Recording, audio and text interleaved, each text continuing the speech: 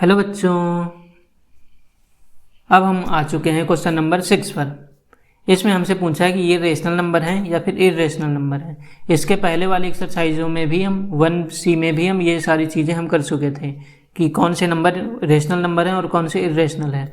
इस वाली एक्सरसाइज में थोड़े से डिफरेंट लेवल के हैं कि पहले हमें सॉल्व करना पड़ेगा, फिर हमें बताना पड़ेगा कि वो रेशनल है कि इरेशनल है। आइए देखते हैं।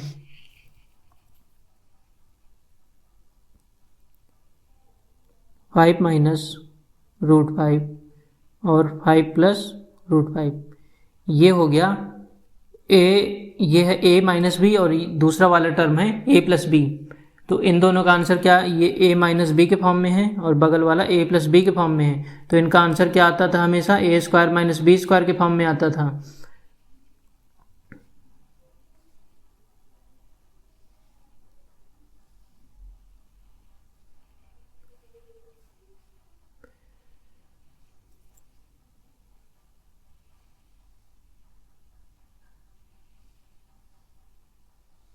ओके, तो a स्क्वायर मतलब 5 का स्क्वायर माइनस बी स्क्वायर मतलब √5 का स्क्वायर। यह है 5 5 जो 25 माइनस 5। तो आंसर आया हमारा 20, और 20 क्या होता है, रेशनल नंबर। तो पहले का हो गया रेशनल। आते हैं सेकंड पर। सेकंड है √3 प्लस 2 का होल स्क्वायर, सेकंड नंबर। इसको भी सॉल्व करते हैं। ये है a प्लस बी का होल स्क्वायर, तो आंसर होगा a square plus B square plus 2ab। तो a स्क्वायर में लिखेंगे √3 का स्क्वायर प्लस बी स्क्वायर 2 का स्क्वायर प्लस 2 इंटू √3 इंटू 2। तो आया 3 प्लस 4 प्लस 2 2 जब 4√3। तो देखिए 4 और 3 7 हो गया, 7 प्लस 4√3। 7 हमारा रेशनल नंबर है, लेकिन 4 भी रेशनल नंबर है, लेकिन √3 कैसा है, इरेशनल नंबर है। और हमने पढ़ा है कि रेशनल और इरेशनल का हम जब भी मल्टीप्लाई करते हैं तब नंबर हमेशा इरेशनल आता है। तो सेकंड वाला क्या हो जाएगा, इरेशनल।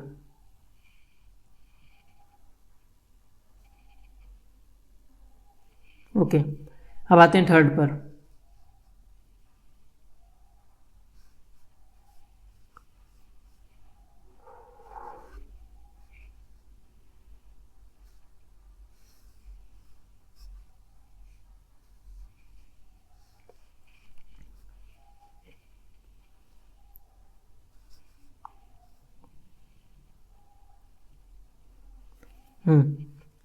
थर्ड क्वेश्चन, 2√13 और 3√52 माइनस 4√117। देखिए अब इसको हम इसको किस फॉर्म में लिख सकते हैं। देखिए ऊपर तो हमेशा 2√13 ही रहेगा, इसको हम और सिंप्लीफाई नहीं कर सकते, लेकिन नीचे वाले को हम थोड़ा सा सिंप्लीफाई कर सकते हैं। 3, अब √52 को हम क्या लिख सकते हैं, 13 इंटू 4, 13 इंटू 4, और बगल वाले को 4 ये लिख सकते हैं 13 इंटू 9। अब देखिए 4 2 का स्क्वायर होता है तो ये 2 के रूप में बाहर आ जाएगा, और 9 3 का स्क्वायर होता है तो ये 3 के फॉर्म में बाहर आ जाएगा। तो 2√13 और 3 यहाँ से 4 2 के रूप में बाहर आ गया, तो 3, तो ये बन गया 3 2 जा 6, अंदर बचा √13, और यहाँ से ये 9 3 के रूप में बाहर आ गया, तो ये बचा 4 3 जा 12, तो 12√13। अब यहाँ पे 13 ऊपर है और 13 दोनों में है, तो हम इनमें से कॉमन ले लेंगे √13 को।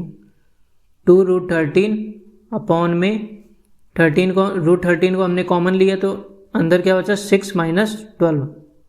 अब 13 से 13 कट गया, √13 से √13 कट गया, तो 2 अपॉन में 6 माइनस 12 हुआ माइनस का 6, तो ये आया -1/3 आंसर। और ये p/q के फॉर्म में है।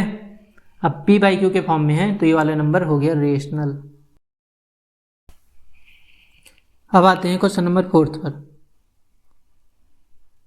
तो 4th है हमारा √8 प्लस 4√32 माइनस 6√2। अब इसमें हमको इसे सिंप्लीफाई करना पड़ेगा, हम इसे डायरेक्ट देख के नहीं कर सकते, तो √8 को क्या लिख सकते हैं 2 इंटू 2 और 32 को